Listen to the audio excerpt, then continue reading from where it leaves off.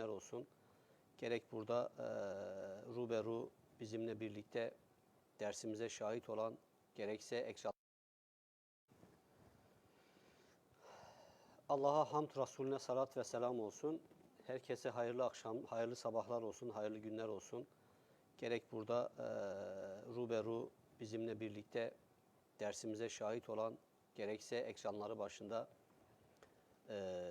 bu dile getirmek istediğimiz hakikatlere şahit olan arkadaşlara hayırlı sabahlar diliyorum. Rabbim günümüzü, anımızı bereketli kılsın inşallah.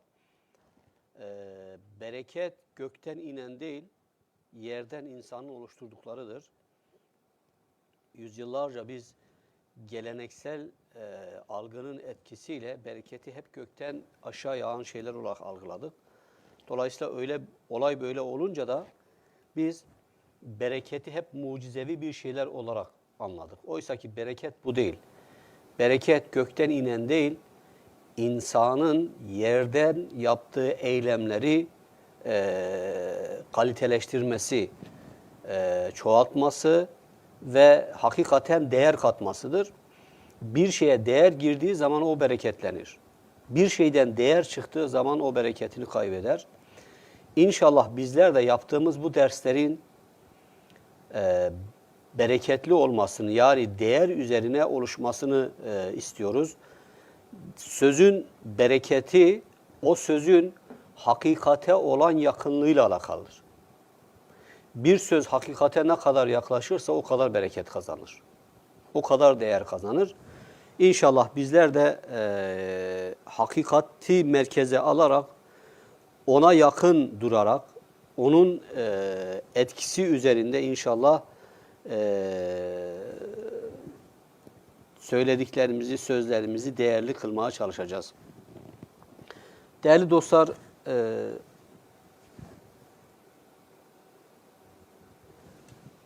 İnşallah derslerimizi çok uzun tutmayacağız. Hatta 1 saatlik bir süreç ayırmıştık buna. Bunu daha da düşürmeyi düşünüyorum. Çok böyle uzun uzadıya dersleri tutup çok fazla şey söylemektense potansiyel şeyler ifade edip dersleri kısa tutmayı bundan sonra arzuluyorum. En fazla derslerimizin sunum süreci 45 dakika olacak. 45 dakikadan fazlasını bir dahaki derse bırakacağım. O yüzden kendimi bu konuda inşallah frenleyeceğim, ayarlayacağım, yöneteceğim, kontrol edeceğim ki ekranları başında bizi dinleyen kardeşlerimiz de ekran derse bağlılık olarak çok fazla uzun zaman şeyi olmayacağından dolayı derse bağlı kalabilsinler. İnsan zihninin diri ve dingil olarak bir şeyi izleme oranı derler ki 45 dakikalık bir süreçtir. İnşallah bizler de bu şu an insanlığın keşfettiği hakikate bağlı kalmaya çalışacağız. Yani dersimiz 45 dakika sürecek. Şu an başlangıç olarak 10 geçiyor.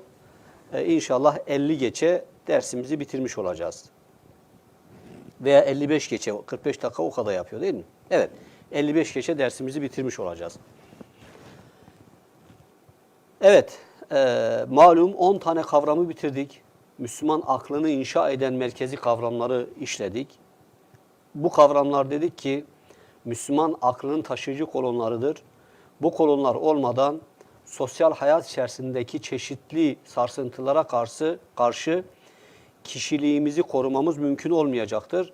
Evet, hakikaten böyle. İşlediğimiz bu 10 kavram Müslüman aklının taşıyıcı kolonlarıydı. Fıtrat, ahlak, takva, ilim, iman, İslam, tevhid, adalet, şehadet, emanet, ihlas. Bunlar hakikaten çok önemli kavramlardı. Bu kavramları bitirdikten sonra dersimizin bundan sonraki başlığı hayatımıza yön veren kavramlar olacak arkadaşlar. Hayatımıza yön veren kavramlar. Zaten Kur'an'ın iniş ana sebebi insana rehberliktir. Gerek Adem kıssasında, gerekse Kur'an'ın birçok yerinde Kur'an'ın iniş amacına vurgu yapan ayetlerde en çok ön plana çıkan temel vurgu bu kitabın insana rehberlik yapmasıdır. Yani insan hayatına yön vermesidir. Peki Kur'an bu rehberliğini nasıl gerçekleştirmiştir? Kur'an bu rehberliğini kavramlar üzerinden, kelimelere kattığı anlamlar üzerinden insan algısını etkileyerek bunu gerçekleştirmiştir. O yüzden inşallah bir maratona başlayacağız arkadaşlar. Bu maratonda Kur'an'da insana yön veren kavramları işleyeceğiz. İnsana yön veren kavramlar, hayatına yön veren kavramlar. Yani insana rehberlik eden kavramlar.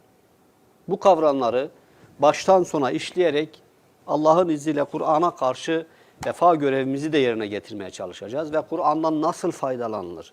Bir kitaptan nasıl faydalanılır? Bir kitap insanın hayatına nasıl yön verer? İnsan bilincine nasıl iner? Nasıl indirgenir? Bunu da ayrıca burada görmüş olacağız. Arkadaşlar, Kur'an'la olan ilişkimiz mutlaka anlam üzerinden kurulmalıdır.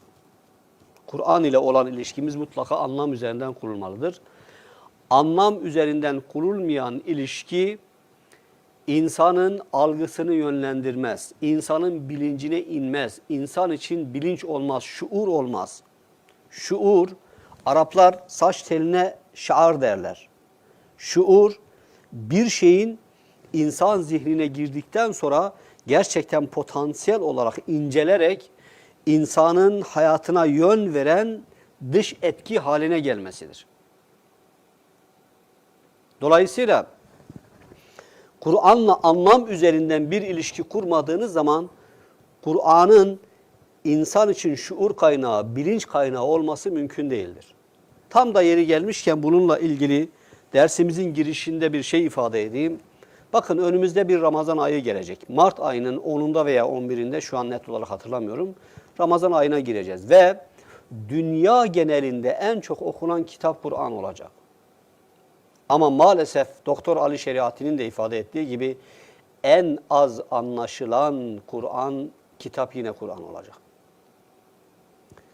En çok okunan kitap, en az anlaşılan kitap üzerine nasıl geldi?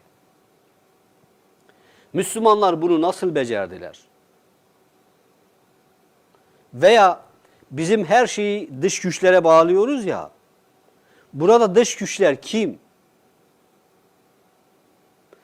Kur'an en çok okunduğu halde en az anlaşılıyorsa bu İslam toplumunun bence zihinsel olarak düştüğü en büyük musibettir. Bu şeytanın bizim üzerimizdeki en büyük etkisi ve oyunudur. İki ayaklı şeytanların bizim üzerimizdeki oynadığı en büyük oyun ve etkisidir. O yüzden bari işin burasından başlayıp şu Kur'an'la mantık, anlam ve bilinç üzerinden bağlantı kurmayı ne olursunuz bu Ramazan ayında gerçekleştirelim. Bu bir başlangıç olsun. Bakın Hazreti Ali'den ifade edilir. Tedebbürsüz okunan Kur'an'da bir fayda yoktur diyor Hazreti Ali. Şuursuz kılınan namazda tedebbürsüz okunan Kur'an'da bir fayda yoktur diyor Hazreti Ali. Tedebbür bir anlamın arkasını getirmektir. Araplar bir şeyin arkasına dübür derler. Efela yetedebberunel Kur'an. Siz hiç Kur'an'ı tedebbür üzerine okumaz mısınız diyor Allahu Teala. Ne demektir bu? Efela yetedebberunel Kur'an. Siz hiç Kur'an'ı tedebbür üzerine okumaz mısınız? Ne demektir? Anlamların içerisine dalarak okuyun diyor Allahu Teala. Kur'an'dan bir şeyler alarak okuyun diyor Rabbimiz. O yüzden bizim İslam coğrafyası olarak, kültürel olarak Kur'an'la alakalı içine düştüğümüz en büyük musibet nedir bilir misiniz? Kur'an'ı ölülere okumak anlayışı. Kur'an'ı ölülere okuyunca Kur'an'la anlam bağını kestik. Burada anlamın okunması veya mananın anlaşılması esas olarak alınmadı, metnin okunması esas olarak alındı. Çünkü metnin okunmasını biz ibadet zannettik. Peki bu anlayış bize nereden geldi? Yahudilerden geldi arkadaşlar. Yahudi anlayışında Tevrat'ı anlasanız da anlamasanız da Tevrat'ı okumak ibadettir. Yahu Allah açık ayet-i kerimede diyor. وَرَتِّلِ الْقُرْآنَ tertila. Kur'an'ı tertil üzerine okuyun diyor. Sindire sindire, anlamı yedire yedire okuyun diyor. اَفَلَا يَتَدَبَّرُونَ الْقُرْآنِ Tedebbür üzerine Kur'an'ı okuyun diyor. Bu Kur'an bir zikirdir diyor. Basirettir diyor, furkandır diyor. Yani sizin hakikati görmenizi sağlayan bir bakışınızı etkileyen bir kitaptır diyor. Furkandır diyor. Hak ile batılı ayırt etmenizi sağlayan bir kitaptır diyor. Zikirdir diyor. Size öğüt veren, size hakikati hatırlatan bir kitaptır diyor. Kur'an'ın böyle bir kitap haline gelebilmesi için bizim Kur'an'ı anlam üzerinden okumamızla ancak mümkündür bu. Kur'an ölülere okunan bir kitap olamaz, olmamalı arkadaşlar. Böyle bir kitap oluşuyla alakalı ne Kur'an'ın içerisinde ne de Kur'an'ın pratiği olan Allah Resulü'nün hayatında böyle bir şey var. Yahu Resulullah Aleyhisselam gece vakitleri, gecenin yarısında kalkıp anlamı sindirmek için Kur'an okuyordu. Hem de inen ilk surelerdeki emirdi bu. Dolayısıyla nereden nereye geldik? Bakın, Kur'an'ı nereden nereye getirdik? Kur'an'la olan ilişkimiz nereden nereye geldi? O yüzden anlam çok önemli arkadaşlar. Dolayısıyla o yüzden biz hayatımıza yön veren Kur'an'ı kavramlar diyoruz. Hayatımıza yön veren kavramlar. Bu kavramlar bizim hayatımıza yön vermeli. Bu kavramlar bizim bilincimizin temel sermayesi olmalı. Bu kavramlar bizim hak ile batıl arasında bağlantı kurarken tercihimizi haktan tarafa bırakabilmemiz için o bağlantımızın ana kaynağı olabilmeli. Mantığımızın temel sermayesi olabilmeli. İşte bunun da olabilmesi için Kur'an'la bağlantımızı anlam üzerinden kurmamız lazım. Kur'an'la olan ilişkimizi anlam üzerinden sürdürmemiz lazım. İnşallah bu kavram derslerimizin arkadaşlar temel anlamı bu. Bu kavram derslerimizin temel anlamı bu. Kur'an'la anlamı üzerinden bağ kurabilmek, ilişki kurabilmek. Eğer böyle olursa Kur'an bize imam olur. يَوْمَ نَدْعُ كُلَّ اُنَاسٍ بِاِمَامِهِمْ Arkadaşlar, yarın ahirette insanlar haşır meydanlarına imamlarıyla birlikte gelirler. Buradaki imamdan kasıt insan hayatına yön veren, rehberlik edendir. Bizim hayatımıza ne yön veriyorsa o bizim imamımızdır. O yüzden eğer Kur'an bizim hayatımıza yön veriyorsa yarın Allah'ın izniyle mahşerde haşrolacağımız yere kendi imamımızla yani Kur'an'ımızla birlikte gideceğiz. Ama Kur'an'la duygusal bağ kuranlar, metin bağı kuranlar, Kur'an'ı ölüler kitabı haline getirenler maalesef bugün Kur'an ellerinde olduğu halde onları batıla düşüren, batıla götüren imamların arkasında yürümektedirler. Bir elinde Kur'an, zihninde ise Allah'ın uluhiyetine ters düşecek, rububiyetine ters düşecek yüzlerce akideye sahiptirler. Bu nasıl bir musibet arkadaşlar ya? Bu nasıl bir bela? O yüzden Kur'an-ı Kerim'de bir tek Nebi, bir tek Resul, Hazreti Peygamberle diyorum, Hazreti Resul'le alakalı diyorum. Kur'an-ı Kerim'de Allah Resulü'nün kendi ümmetini Allah'a şikayet edecek tek bir konu zikrediyor biliyor musunuz? Nedir bu biliyor musunuz? Ya Rabbi ve kâler Resul. Resul diyecek ki Ya Rabbi inne kavmi ittehizû hâzel Kur'âne mehcûra. Resul diyecek ki Ya Rabbi benim kavmim şu Kur'an'ı mehcur bıraktı. İşte o kavmi ben sana şikayet ediyorum. Kur'an'ı mehcur bırakmak nedir biliyor musunuz? Kur'an'a tavuk karası gözüyle bakmak demektir. Bakmak ama görmemek. elde olması ama zihinde olmaması. Kur'an'ın derdiyle dertlenmemek. Kur'an'ın akidesiyle akidelenmemek. Kur'an'ın ahlakıyla ahlaklanmamak. Kur'an'la anlam üzerinden bağ kurmamaktır. Kur'an'ı terk edilmiş bir kitap haline getirmektir. Metruk bir şeyin yok olması değil, bir şeyin terk edilmesidir. Var olduğu halde terk edilmesidir. Duvarınızda asılı olduğu halde ondan faydalanmamanızdır. Elinize alıp okuduğunuz halde onun anlamının size bir şeyler ifade etmemesidir. Kur'an'ın terk edilmesi bu anlama gelir arkadaşlar. Çok şey söyleyebiliriz ama esas konumuz bu değil. Esas konumuz bu değil. Esas konumuz bu olmadığı için arkadaşlar öyle yeri geldi konuyu ifade saadetinden bir şeyler söylemeye çalıştım. Evet, hayata yön veren kavramlar. Kur'an'ın iniş sürecinden başlayarak Allah'ın izniyle inşallah bu konuyu ele alacağız. Bugünkü dersimiz arkadaşlar, ikra, oku, okumak. Şimdi Kur'an'ın indiği tarihi, coğrafyayı, dönemi şöyle bir gözünüze alın. Yani insanların putlara taptığı, taştan, tahtadan medet umduğu, birbirlerine karşı acımasız olduğu, güçlünün zayıfı ezdiği, haklının yaptığı eylemle değil de sahip olduğu nüfus üzerinden değerlendirildiği bir dünyada insanlığa gökten bir hitap iniyor ve inen bu hitabın ilk cümlesi ikra, okudur. Ne anlarsınız bundan? İkra bismi rabbikellezî halak, halakal insâne min alak. Seni yaratan Rabbin adıyla oku. İkra bismi rabbikellezî halak, halakal insâne min alak. O insanı alakadan yarattı.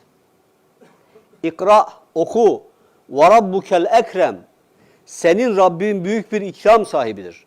Ellezî alleme bil kalem. O sana kalemle yazmayı öğretti. Allemel insan, insana bir de şunu öğretti. Ma lem ya'lem, bilmediğini öğretti. Bakın, okumak, rububiyet, Allah'ın sonsuz ikram sahibi oluşu, kalem ve bilmediğini öğrenmek.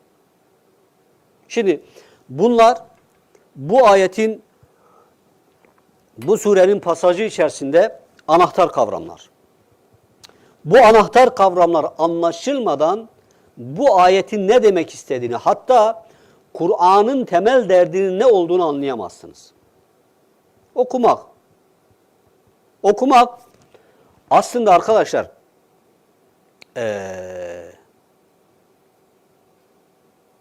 anlamaktır. Anlamları bir araya getirip, anlamları toparlayıp ya da kelimeleri toparlayıp onun üzerinden anlam çıkarabilmektir. Okumak, baktığı şeyin içerisindeki mesajı anlayabilmektir. Şimdi Allah Resulüne gelen bu ilk emire bakın, Allah Resulü'nün elinde bir şey yok. İkra, oku diyor. Neyi okuyayım? Hatta bununla ilgili çeşitli rivayetler var. O çeşitli rivayetlerde şunlar ifade ediliyor. İşte Resulullah'a bir kitap getirildi. O kitabı okuması söylenildi falan. Hayır. Vahyin ilk başlangıcıdır bu arkadaşlar. Vahyin ilk başlangıcı olduğu için Resulullah'a oku emrinin geliş sebebinin temel tezahürü varlığı Rab adına okumayı emretmesidir. Çünkü Kur'an'ın indiği dönemde insanlığın en temel problemi nedir biliyor musunuz arkadaşlar? Kur'an'ın indiği dönemde insanlığın en temel problemi baktığını hakikat üzerine okuyamamadır. Okumanın 3 tane temel unsuru var değerli dostlar. 1. Metinsel okuma. Metin okumasını biliyorsunuz. Yani harflerin bir araya gelerek oluşturduğu kelimeler var. Kelimelerin bir araya gelerek oluşturduğu cümleler var. Ve bunların yazıya dökülüş biçimine ise biz metin diyoruz. Ortada bir metin var, metni okuma. 2. Olayları okuma. 3. İnsanı okuma. 4. Varlığı okuma. Okumayla ilgili bütün okuma biçimlerini arkadaşlar toplarsak en temel başlık olarak bunlar gelir. Bakın bugün bilim dediğimiz şey işte o kainatı, varlığı okumanın tezahürü olan bir disiplindir. Ve o bilimsel disiplinin altında o kainat içerisindeki işte fiziki unsurlar, biyolojik unsurlar, bunların hepsi var ve hepsiyle alakalı bir dal ortaya çıktı. Astronomi, biyoloji, kimya, fizik, bunların hepsi bilimin konusudur ve bilim içerisindeki ana alanlardır. Bu alanlar üzerine insanlığın yaptığı okumanın disiplin haline gelmesidir bilim. Teoloji alanında da öyledir. Aslında olayları okumanın metni okumanın yansımasıdır tefsir. Fakat şunu görüyoruz arkadaşlar. Her okuma doğru okuma değildir.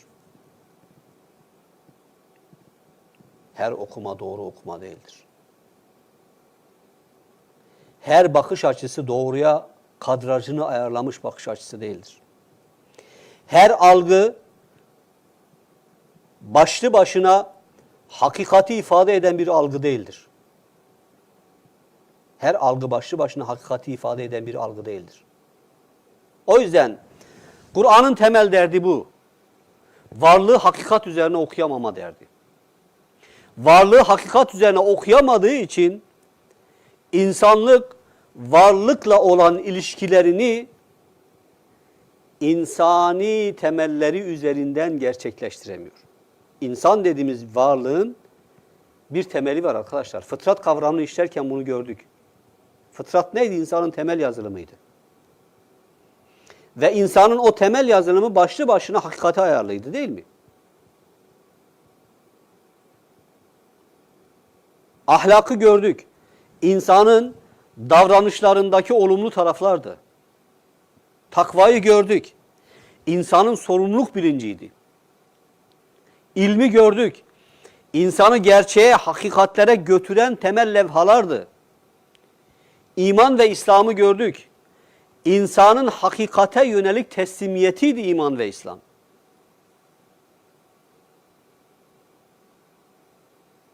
Tevhidi gördük. İnançta yani metafizik alanla alakalı olan şeylerde insanın doğru bir inanca sahip olmasıydı. Adaleti gördük. Davranıştaki en tutarlı biçimdi. Emaneti gördük. Şehadeti gördük. İnsanın insanlığa veya insana karşı güzel örnekliğiydi şehadet. Ölmek değil arkadaşlar şehadet. İhlası gördük. İnançta katışıksız olmaktı. Ya da davranışta bir eylem sergilerken, bir şey yaparken pazarlıksız olmaktı ihlas.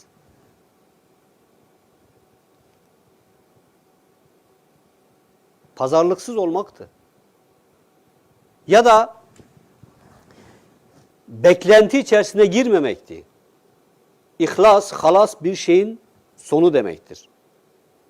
İhlas ise inanç anlamında inandığı değerin gerçek anlamına başka şeyleri katmamaktır.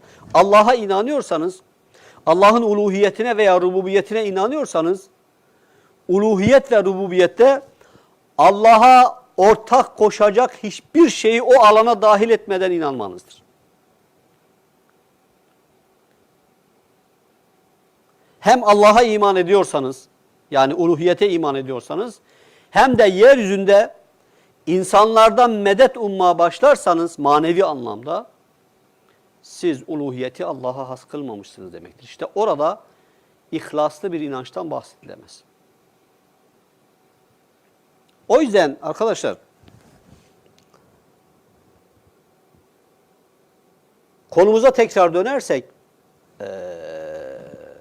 biz bunları dile getirdiğimiz zaman, bu kavramları ele aldığımız zaman, bu kavramları ele almanızın temel unsuru dedik ki insanın fıtrat ayarları üzerinde olması. İnsanlıkla ilişkiye geçerken o ilişkiyi sağlam bir zemin üzerinden gerçekleştirmesi, kendi insanlık duygularını kaybetmeden gerçekleştirmesi. O yüzden her algıyı biz sağlam algı olarak ele almıyoruz. Fıtri ayarlarını yani fabrika ayarlarını yitirmiş bir insanın algısında problem vardır. Mutlaka problem olacaktır çünkü fabrika ayarlarını yitirmiştir. Fabrika ayarlarını yitiren bir insanın bir nesneyi, bir olayı, bir hadiseyi okuması problemlidir. Ruh dünyası artık psikologların tedavi etmesi gereken dünyadır. Eylemleri terbiye edilmesi gereken eylemdir. Çünkü fabrika ayarları bozulmuştur. Genetiğiyle oynanmıştır. Ya da kendi genetiğiyle oynamıştır. Hani GDO'lu gıdaları biliyorsunuz. Bugün insanlığın en çok muzdarip olduğu şeylerden biridir bu. Gıdaların genetiğiyle oynandığı için bugün gıdalar vermesi gereken işte faydayı, etkiyi göstermiyor. İnsanlar da öyle artık. Genetiğiyle oynanmış insanlığın. İnsanların genetiğiyle oynandığı maalesef bugün kültürel noktada insanların genetiğiyle oynayan en temel unsurların başında din geliyor arkadaşlar. Haşa Allah'ın dinini kastetmiyorum. Kur'an'ı kastetmiyorum. Kur'an'ın pratiği olan sahih sünneti yani Kur'an'ın usvetul hasene dediği güzel örneklik olan peygamberin yaşadığı dini kastetmiyorum. Bizim oluşturduğumuz dini kastediyorum.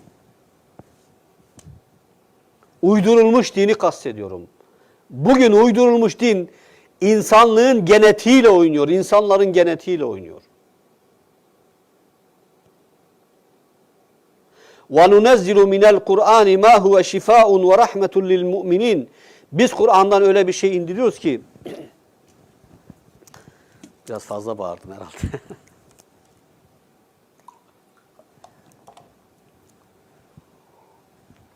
Biz Kur'an'dan öyle bir şey indiriyoruz ki arkadaşlar bu müminler için şifa ve rahmettir.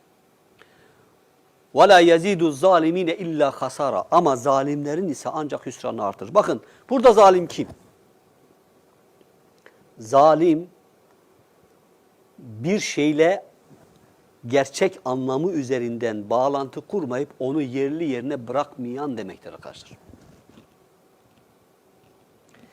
Ayetler ile anlam üzerinden, doğru anlam üzerinden bağ kurmayandır zalimler. وَلَا يَزِيدُ الظَّالِمِينَ اِلَّا خَسَارًا Şimdi bakın Kur'an'ın burada iki tarafından bahsediliyor. Bir,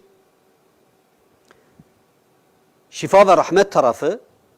وَنُنَزِّلُ مِنَ الْقُرْآنِ مَا هُوَ شِفَاءٌ وَرَحْمَةٌ لِلْمُؤْمِنِينَ Biz Kur'an'dan öyle bir şey indiriyoruz ki müminler için şifa ve rahmettir.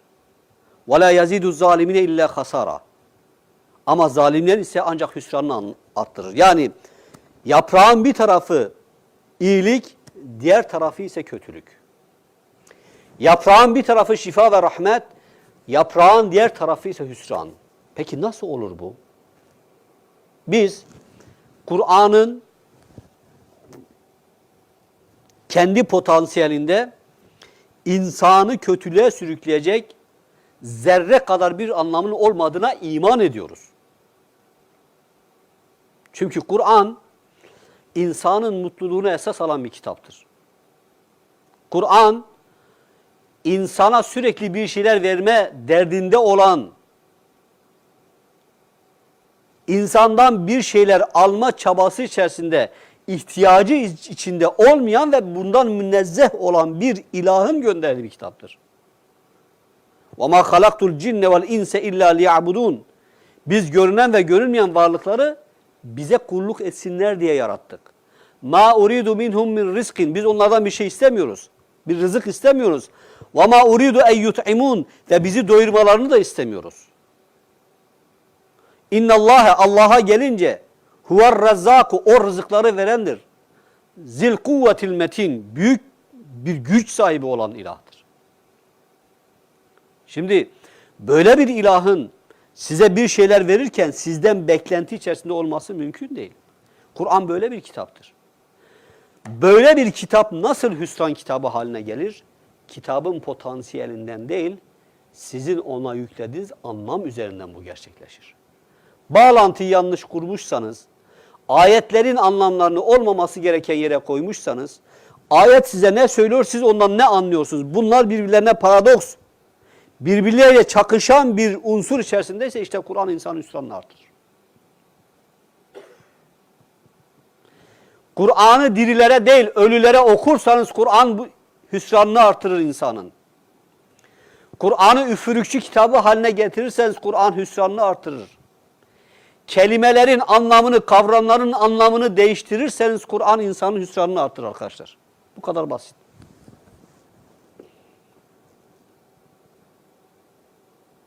Yani zaman müsait olsa size burada 100 tane örnek veririm. Yahu Kur'an'dan öyle ayetleri almış, öyle anlamlara koymuşlar ki, algı olarak öyle anlamlara getirmişiz ki, Kur'an'ın gerçek anlamıyla taban tabana zıt ayetlerdir bunlar arkadaşlar. O yüzden buradaki işte zulüm, Kur'an'la bağ kururken anlamı olması gereken yere koymamaktır. O yüzden Kur'an'daki kavramlar arkadaşlar, o yüzden biz bu dersimize o anlamı verdik. İnsan hayatına yön veren kavramlar. Eğer o kavramlarla olması gereken anlam üzerinden bağlantı kurarsak Kur'an bizim hayatımıza yol verir. O yüzden başlangıç olarak ikra ile başlar. Dokru oku. Oku. İkra eşittir icma. Toparla, anlamı toparla. Hayatla sağlıklı bir bağlantı kur. Peki nasıl? Bismi rabbikellezi halak. Seni yaratan Rabbin adıyla okursan bağlantıyı rahat bırakırsın. Rububiyet ne anlama gelir burada arkadaşlar? İnşallah önümüzdeki kavram, ilk kavramımız rububiyet kavramı olacak. Rab nedir? Rububiyet nedir? Rububiyetin insana tecellisi nedir? Rububiyetin varlığa tecellisi nedir? Rububiyetin olaylara tecellisi nedir? Hayatı Rab üzerinden okumak nasıl bir okumadır? Çünkü burada Kur'an keskin hatlarla konuşuyor. Bakın diyor ki, eğer varlığı Rab üzerine okumazsanız, Bismi rabbikellezi halak, sizi yaratan Rabbin adıyla okumazsanız varlıkla sağlam ilişki kuramazsınız. Biz buna iman ettik. Doğrudur bu. Ama Kur'an'ın anlatmak istediğiyle bugün kültürel olarak bizim geldiğimiz anlam doğru mudur? İşte burayı inceleyeceğiz arkadaşlar. Bugün Müslümanlar varlığı anlarken, hadiseleri anlarken, olayları anlarken maalesef Rab olan Allah'ın adıyla olaylara bakamıyorlar. Buradaki rububiyet Allah'tan eşyaya yansıyan hakikat bilgisidir arkadaşlar. Buradaki rububiyet insanın yaratılışındaki, insanın potansiyelindeki, fizikindeki ilahi tasarımdır. Buradaki rububiyet din konusunda dinin sınırlarını Allah'ın haramlarıyla çizmektir. Buradaki rububiyet Allah'ın eşyaya nakşettiği bilgiyi görüp oradaki o bilgiyi o şekilde okuyabilmektir. Suyun H2O'dan meydana gelmesi rububiyetin suya tecellisidir. Yaratılışın suya tecellisidir. Nerede yaratılış, tasarım ve bilgi olarak bir şeye tecelli etmişse işte o rububiyetle alakalıdır arkadaşlar. Ve siz onu okurken, onunla irtibat kurarken, Allah'ın ona yansıttığı bilgi üzerinden onunla anlam bağı kurmazsanız sizin eşya ile olan irtibatınız sağlıklı olmaz. Yıllarca insanlığın taşa, tahtaya, ondan sonra bilmem maddeye tapmasının temel gerekçesi budur. Fıtratını tanıyamıyor. Fıtratını tanımadığınız bir şeyi varlık hiyerarşisi içerisinde sağlam bir yere koymanız mümkün değil. Koyamazsınız. O yüzden tarihte insanlar Nil'e tapmışlar. İnsanlar güneşe tapmışlar, aya tapmışlar, tahtaya tapmışlar. Hala o yüzden insanlar bugün insana tapıyor, peygamberlere tapmışlar. Bırakamıyor, bir yere bırakamıyor. Doğru yere bırakamadığı için anlam olarak da doğru yerden onun üzerine anlam kuramıyor. Zat kalkmış diyor ki, peygamberin gölgesi yoktu diyor. Ne demek bu? Peygamber nurdu. Allah Allah.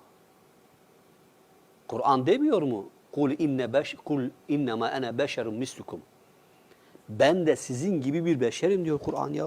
Gözümüzün içerisine baka baka ayetler bunu söylüyor. Hem de bir defa değil, birkaç defa. Kul ene beşerun mislukum. Kul ene beşerun mislukum. Kul ene beşerun mislukum. Beşer nedir biliyor musunuz arkadaşlar? Beşer türün sahip olduğu ortak özellik demektir. İnsan türüne beşer denilir. Hatta Araplar insan tenine, insanın derisine beşer derler. Niye? Çünkü herkes de aynıdır. Hiçbirimizin derisi diğerinden farklı değildir arkadaşlar. Hiçbirimizin biyolojik yapısı diğerinden farklı değildir. Hiçbirimizin biyolojik sistematiği de diğerinden farklı değildir. Bakın tıp bugün her insana ayrı bir şekilde tedavi önerisi ortaya koymaz. Her insanda meydana gelen hastalıkların çeşitliliğine göre tedavi unsuru uygular. Çünkü her insandaki biyoloji aynıdır. Hazreti Resul'de de böyleydi. O da bir insandı. O da bir beşerdi. Ve varlık hiyerarşisinde insanı nereye koyuyorsanız Resulullah'ı da o yere koyun diyor Allahu Teala. Ama neydi farklı olan? Ve inneke le ala hulukin azim. Mükemmel bir ahlaka sahip olması ve Kur'an'ın ona vahyediliyor olmasıydı.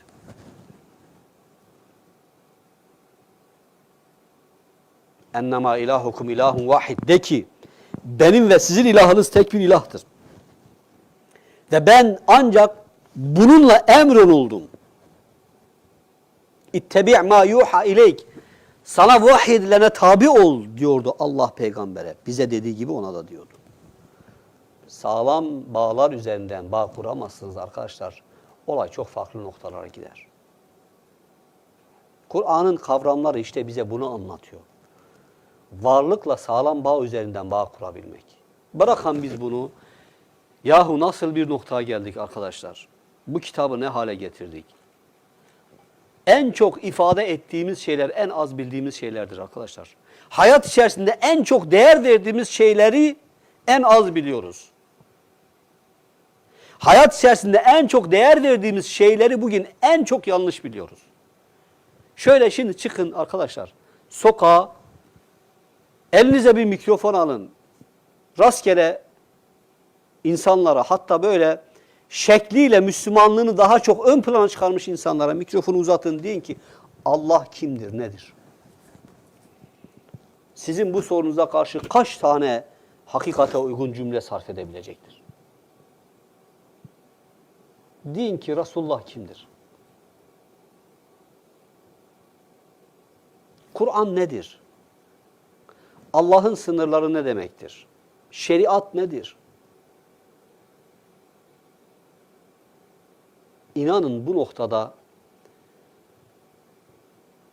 yüzyıllardır sınıfta kalmışız ve sınıfta kalıyoruz arkadaşlar. Ve yüzyıllardır bu noktada sınıfta kalmamızın en temel gerekçesi de gerek kitap olsun, gerek varlık olsun, bunlarla anlam üzerinden ve değer üzerinden bağ kuramamızdır. Allah nedir sorusuna verilecek cevabın 3 başlığı olur arkadaşlar. 1. Zatıyla Allah'ı tarif edebilmek. 2. İşiyle Allah'ı tarif edebilmek. 3. Esmasıyla Allah'ı tarif edebilmek. Zatıyla Allah'ı tarif etme noktasında Kur'an bizi durdurur. Leyse kemislihi şeyun. Hiçbir şey Allah'a benzemez der. Leyse kemislihi şeyun. Hiçbir şey Allah'a benzemez. La tudrikuhul ebsar. Hiçbir bakış Allah'ı kuşatamaz. Ne der? Ey insanlar, sakın Allah'ı madde olarak düşünmeyin.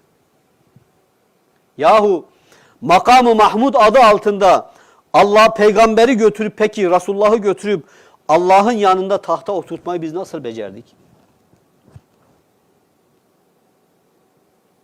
Hazreti İsa'yı göğe çıkarma noktasında biz nasıl Allah kendine çekti diyebildik? Nerede şu an Hazreti İsa, nerede yaşıyor? Nereden inecek? Allah maddeden münezzehse, Allah'ın bir mekanı yoksa, haşa bundan münezzehtir, buna iman ettik.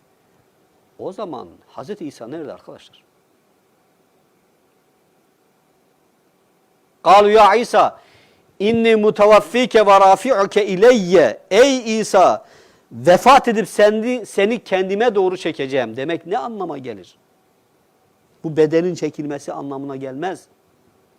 İnna lillahi ve inne ileyhi raciun. Allah'tan geldik ve Allah'a rücu edeceğiz dediğimiz zaman bu mekansal olarak Allah'tan gelip mekansal olarak Allah'a dönmek anlamında değildir bu arkadaşlar. Bir yerde Allah lafzı ifade ediliyorsa orada arkadaşlar bizim hayal dünyamız içerisinde, düşünce dünyamız içerisinde var olan şeyler kastedilmiyor. Allah has isimdir. O has ismi zihnimizde belirgin hale getiren esmalardır. Allah'ın sıfatlarıdır, isimleridir. O yüzden Allah'tan gelmek demek, orada Allah hakikati ifade eder. Bakın, insan bedeninin ölümüne Kur'an vefat der, mevt der, affedersiniz. İnsan ruhunun kabz edilmesine insan tevaffi der. Beden mevt olur. Yani topraktan geldiği için toprağa döner. Çünkü toprak maddedir arkadaşlar. Fakat ruh tevaffi eder. Yani vefa gösterir. Hakikat olarak hangi yasadan meydana gelmişse tekrar o yasaya döner. Dolayısıyla en çok sevdiklerimizi en az anlıyoruz. En çok değer verdiklerimizle en az derecede anlam üzerinden bağlantı kuruyoruz. Böyle olunca da o değerlerin bize yansıması bizi değerlendiren, bizi kaliteli hale getiren unsura dönüşmüyor. Bakın, Müslümanların tırnak içerisinde söylüyorum arkadaşlar. Kaliteli olanları tenzih ederim. Müslümanların bugün hallerinin böyle perişan olmalarının temel sebebi budur. Onlara değer katacak, onları kaliteli hale getirecek temel unsurlardan yoksunlar. Çünkü onları kaliteli hale getirecek şeylerle anlam üzerinden bağ kuramıyorlar. İşte ikra bunu ifade ediyor arkadaşlar. İkra bismi rabbikellezi halak. Seni yaratan Rabbin adıyla oku. Yani varlıkla o rububiyetin sana verdiği bilgi üzerinden bağ kur. İnşallah önümüzdeki derste arkadaşlar bu rububiyetin bize yansıması nedir? Nasıl olacak? Bunun üzerinden başlayacağız. Haftaya bakalım. Önümüzdeki hafta dersimiz olmayabilir. Ondan sonraki hafta ilk kavramımız Rab kavramı olacak arkadaşlar. Ve Allah'ın izniyle Kur'an'ın Nuzul suresi üzerinden hayatımıza yön veren kavramları böyle baştan sona kadar alıp götürmeyi düşünüyoruz. Sizden istirhamım gerek ekranları başında gerekse burada dersimize katılan arkadaşlardan bir tane istirhamım var arkadaşlar. Lütfen bu derslere hazırlıklı gelin. Yani bakın buradan ilan ediyorum. Bir dahaki dersimiz Rab kavramı. Yani bu esmayı biraz araştırın. Nedir? Ne anlama geliyor? Rububiyetin anlamı nedir? Kur'an'da rububiyet nasıl geçer? Şöyle biraz araştırın ki biz o var olan bilgi üzerinden bilinci daha geliştirecek şeyler ortaya koyabilelim. Göreceksiniz. Bakın Kur'an'ın şöyle bir iddiası var. وَلَلْ آخِرَةُ خَيْرٌ لَكَ مِنَ الْعُولَى. Senin geleceğin geçmişinden daha hayırlı olacak. Kime söylüyor Kur'an bunu? Hazreti Resul'e söylüyor. Niye söylüyor? Geçmişinde sana değer katacak şeyler yoktu. Algını geliştirecek bir kaynak yoktu. Ama bundan sonra sana vahiy inmeye başladı. Vahiyden aldığın her hakikat senin geleceğini geçmişinden daha hayırlı kılacak. O yüzden Allah Resulüne verilen bu müjde bize de veriliyor arkadaşlar. Öğrendiğimiz her hakikat bizim o anımızı geçmişimizden daha hayırlı kılacak. İnşallah bu hakikatin zihnimizde çoğalması duasıyla dersimi burada sona erdiriyorum. Daha doğrusu yayını burada sona erdiriyoruz. İnşallah burada mekanda olan arkadaşlarımızın soruları varsa o soruları alarak dersimize devam edeceğiz. Allah'a emanet olun. Hayırlı günler diliyorum.